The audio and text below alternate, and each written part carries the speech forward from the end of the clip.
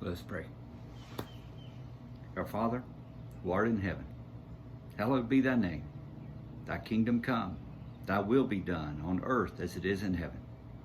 Give us this day our daily bread, and forgive us our trespasses, as we forgive those who trespass against us. And lead us not into temptation, but deliver us from evil. For thine is the kingdom, the power, and the glory, forever and ever. Amen. Morning. Pretty day today. A little bit chilly though. So this morning we are going to read from Exodus 20, and it's 1 through 17. So Exodus 20, 1 through 17.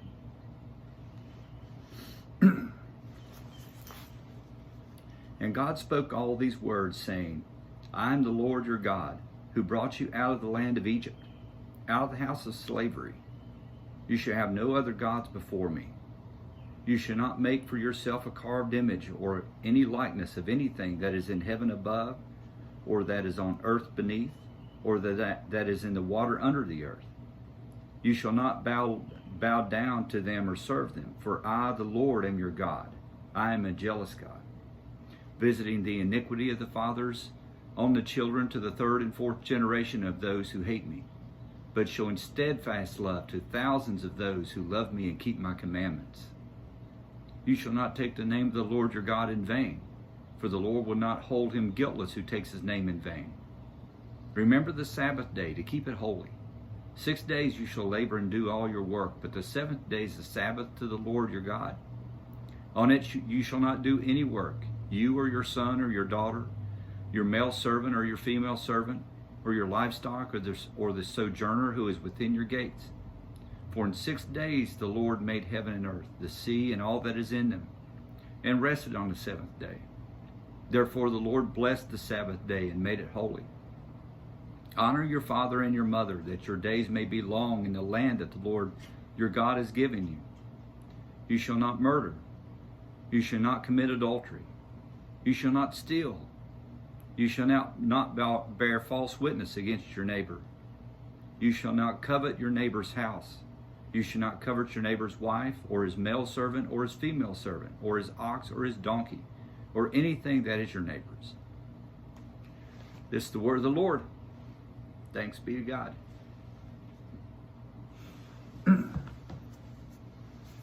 So, 10 Commandments.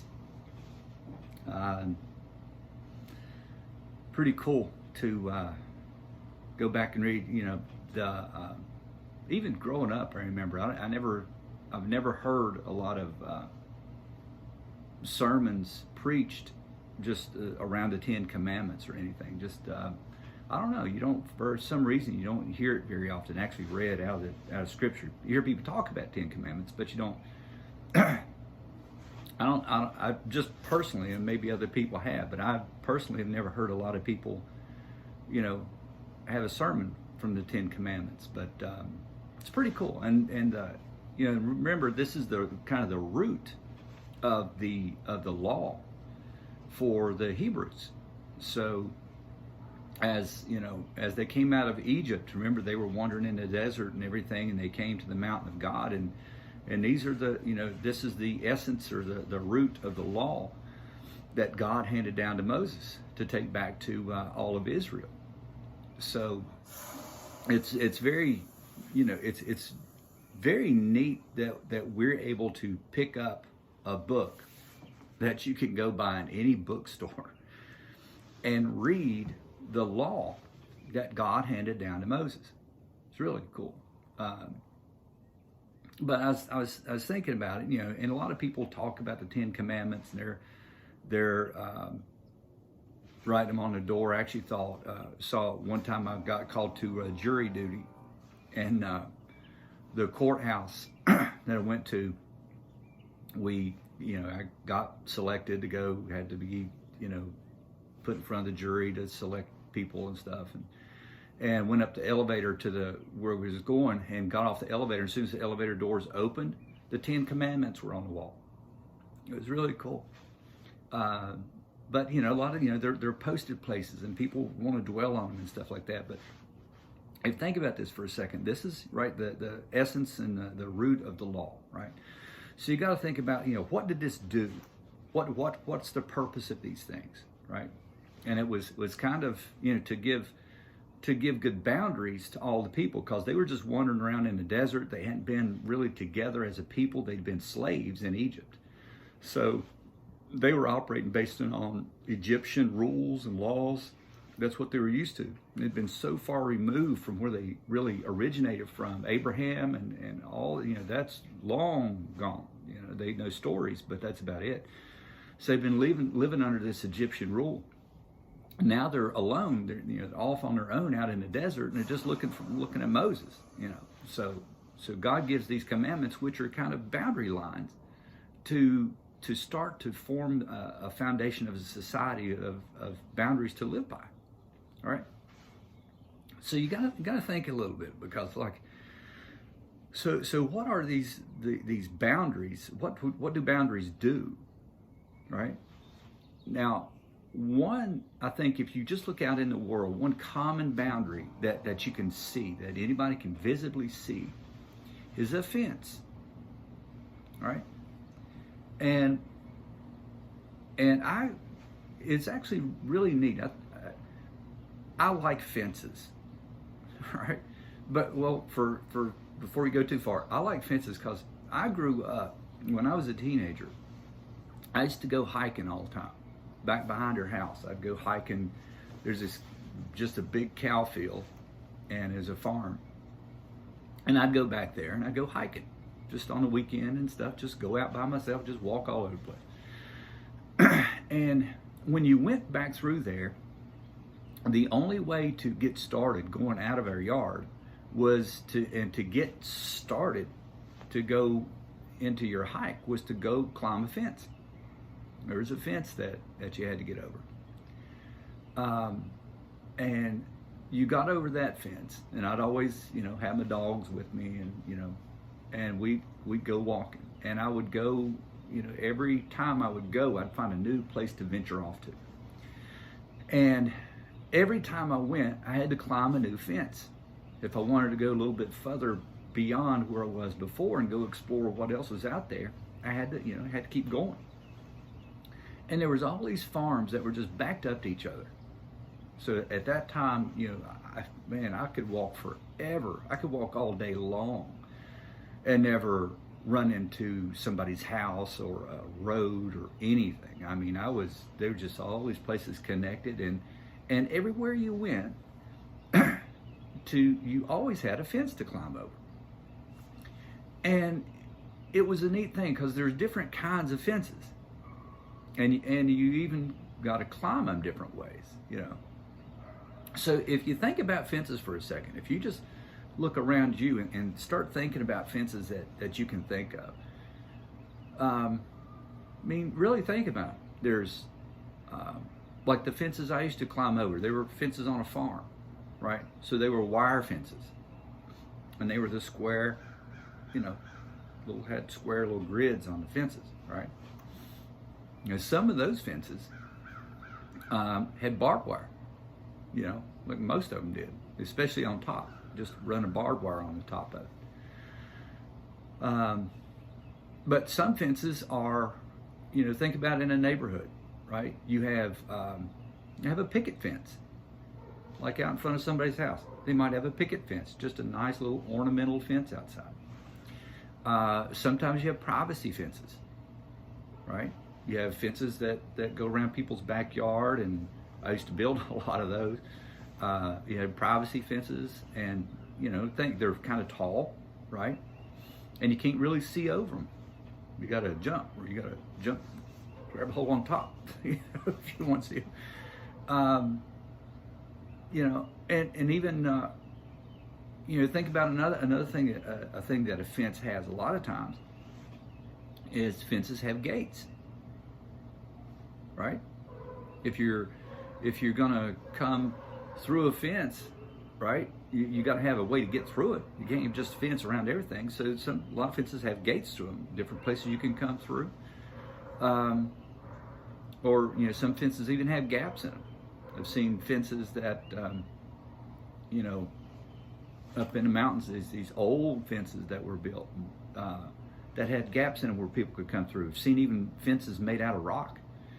These rock wall fences where when people first came over, they didn't have material, so they built these fences out of rocks. So there's all kinds of them, right? And if you think about it, you know, fences do a lot of things. They can, just think about a picket fence. It can just be an ornamental fence, just something that looks good, something that's kind of nice, and it gives a boundary to where the garden is or something, right? Or even just to where the front yard is of somebody's house. Just says, hey, you know, here's our yard, a little picket fence to outline it. It can be something that, like the fences I used to climb, they would keep cows in certain places. You know, or they would delineate where this is where the cows are, and this is where everything else happens. You know, here's the barn, and where all the hay is, and everything else, and then you got to come out of the barn and go through the fence, through the gate and the fence, to go feed the cows. So, you know, they can do a lot of things and they can keep things in, keep things out. Think about a chicken coop, has a fence to keep, you know, critters out from the chickens. But here's something else that a fence can do. Is, you know, for one, it's a boundary. So one of the things I remember is used to, if you walk down the road, a lot of times they had fences around people's houses, especially if they're close to the road. They try to, you know, put a fence up, keep the road and the yard. You know, it was that definition line of where the property was. Well, one of the things is, like, if your buddy was, you know, had a buddy in the house there, a lot of times if they couldn't come out and go, you know, hang out with you or something like that, they had to stay home. But what would happen is they'd come out to their fence, and they would stand there and at the fence, and you would go up to the fence, and, you know, I'd go up and I'd talk to them. Hey, how's it going? We just hang out there. They didn't leave their yard. They were still at home. But we could stand there and we could hang out at the fence. And the neat thing about a fence is it gives you something to lean on. It's that simple. It gives you something to lean on. It's a common thing that is there that both people understand.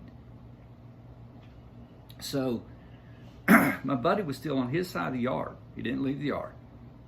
And he would, you know, get next to a fence post or something, because in the middle of the fence it's weak. So he'd get next to a fence post and he'd put his foot up on one of the rungs and he'd lean on top of the fence and talk. And I'd get over on the other side and I'd lean on top of the fence and I'd talk to him there. And I was on one side of the fence, he was on the other, but the common thing is we came to the fence and we met there. And we could stand there and we could talk to each other. And then when it was time to go on our way or whatever, say, "I'll see you later," and I'd go off on my way. He'd go back in the house and it's done. So it's kind of neat, these boundaries that are put up. You know, a lot of people think boundaries are bad, but they're actually not bad. They're actually just a good place where people know where they can go and where they can't go. You know, that's not bad. So think about these 10 commandments. So now that Israel's got these 10 commandments now, you know, that's the foundation of the law. So now they got something to kind of thing, something to run by, right? So, you know, they had to have a problem with it, especially getting started, because they wasn't used to any of this stuff. They was used to doing, you know, they were making it up as they went. So now you got this thing about, you know, how about the not covet? Don't covet, and then you name it. You know, anything that your neighbor has, you know, you shouldn't go out there and covet. Is don't go out there and wish you had something else of your neighbor's, right? Don't go out there and want after it's bad, because it's going to lead to bad stuff. You know, you're going to try to steal it or whatever. So, you know, maybe that gives you a place, you and your neighbor a place. Say, man, boy, that's a nice, back in those days, that's a nice ox you got. That's, you know, boy, sure would be able to plow a garden with that thing, you know. And neighbor says, well, you know, I got it down there from from Joe down the road, he's got a few of them out there. He sold me this one, you know. So it gives you a place to go and, you know, hang out there. Or if you were, maybe if you were a teenager back in those days, you know, that honor your father and your mother thing. You know, you could meet at that commandment. You could say, yeah, you know, mom, dad's on my case again. They didn't want me to go run around last night, and I stayed out too late. Your buddy says, yeah, I know. They've been getting, you know, we were fine before this commandment showed up. Now we got this fence. We got so you got this other boundary you got to lean on, and so, you know. But think about it. It gives people some place to meet that's common now, and they can start forming, you know, habits from that. Yeah. Now the cool thing is then, you know, you got all this as the foundation of the law, and everybody's leaning on it, and then all of a sudden, you know, thousands of years later now, Jesus comes along, and Jesus says, okay, I'm not here to get rid of the law, okay, and actually what he did is he made the law so hard to follow that nobody could. And all these Hebrew people were saying, you know, and even his disciples, because it's on the Sermon on the Mount, he came and he said, you know, all you guys are trying to follow these rules, and all you're doing is checking boxes. You don't really mean any of this stuff anymore. You're just checking off a box like you did something good. He said, I tell you right now, if you just think about somebody in a bad way, you've committed murder in your mind. So you've broken that commandment. If you just think about somebody else's wife or somebody else's husband or whatever, you've already committed adultery in your mind. So, you know, you can't win. So Jesus made all the commandments basically impossible to follow. So what it did is, instead of just people going through just some routine of, oh, I've checked off a box. Oh, I got this one done. I'm in good shape. You know, I prayed my prayer today. I'm good. You know, instead of doing that, Jesus came and said, live with that one. And you know, like I said, his disciples even said, man, Jesus, how can anybody do this? You made it so hard. It's not, you know, we can't do it. But what Jesus said, he said, look, I didn't come to abolish the law. I didn't come to get rid of it. I'm the embodiment of the law. I'm the fulfillment of the law.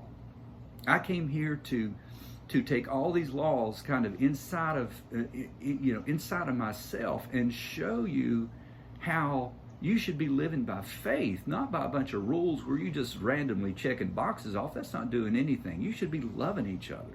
You should live by faith that you love God and you want to do what he would like you to do. Right? And you should have faith that you know, God will take care of you even when you're going out and doing things that you don't know is going to work, but you're doing them out of love for each other. That's how you should be living. He's not worried about all these sacrifices, because he had different sacrifices, you know, for different things. He's not worried about all these sacrifices because you give them in vain.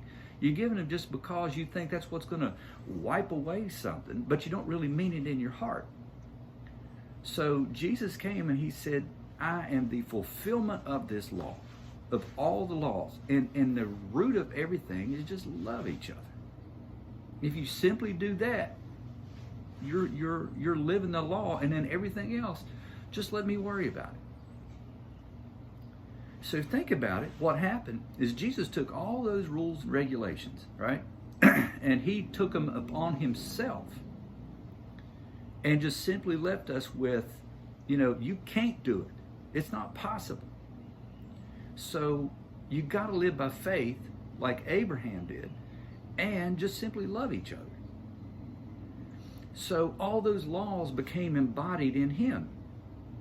So all the boundaries live inside of Christ. So now, if we're going to find some common boundary for us to gather to, where do we go? Don't we necessarily have to go to Christ? If he is the embodiment of all the boundaries of everything that was set forth, then naturally our place, our fence that we have in common to go meet, to lean on, is Christ. So instead of us going and leaning on some random fence somewhere, we get to go lean on Christ. Because that's where all the boundaries exist. So if we're going to lean on a fence, they all exist right there where Jesus is. And the cool thing about it is when you go now to lean on that fence and lean on that boundary, you always got a buddy to talk to. Because Jesus is always right there. You can't go anywhere and lean on some boundary that God has had set up for us without meeting Christ right there at the same time. And you always got somebody to talk to about it, because he knows exactly what's going on with you, because he knows who you are. And there's nothing you can go through that he hadn't already done. So we got actually a nice place to go. So fences are not necessarily something to, and boundaries are something to try to do away with. Good boundaries are good boundaries. But the cool thing is we shouldn't be going out trying to set up new boundaries just for the sake of setting up a boundary. We got plenty as there are. And the boundaries that exist, that God has set forth are ones that God has set forth. That's where Christ is. If we want to go set up a new rule or something like that, well, that's just something that somebody set up. And I don't know about y'all, but I would rather lean on the boundary with Christ than with some random person. So I'm not going to pay attention to those boundaries. I'm going to pay attention to the ones that Christ is holding up. And I'm going to go lean on that fence and have some time to spend with him, where we can lean there together. He can be on one side and I can be on the other, and we can hang out together. Because you never know. What I'm hoping is, hopefully those boundaries have gates in them, and he can open the gate and he'll say, hey, come on over here and lean on this side with me. And I'll be able to go over there and lean on the fence with him. So pay attention to the commandments, but more than anything, pay attention to what Christ said and what Christ did about the commandments. That it's not necessarily that you got to go out and list all these things and try to live by them, but if you live by faith and lean on Christ, then there's nowhere you can go and nowhere you can be that you got to try to make up some other rule or try to follow some other rule that makes it too hard to follow. That Christ has got you all the way, and he knows where you are, and he's just waiting on you to come and hang out with him. So go lean on a fence and go enjoy your day, and let you guys have some time to talk. Let's pray. Thank you, good Lord, for taking care of us. Thank you for giving us good fences to lean on, and thank you for leaning on with us. Thank you for hearing us. Thank you for taking care of us, and thank you for showing us how to love each other. In the precious name of Christ we pray. Amen.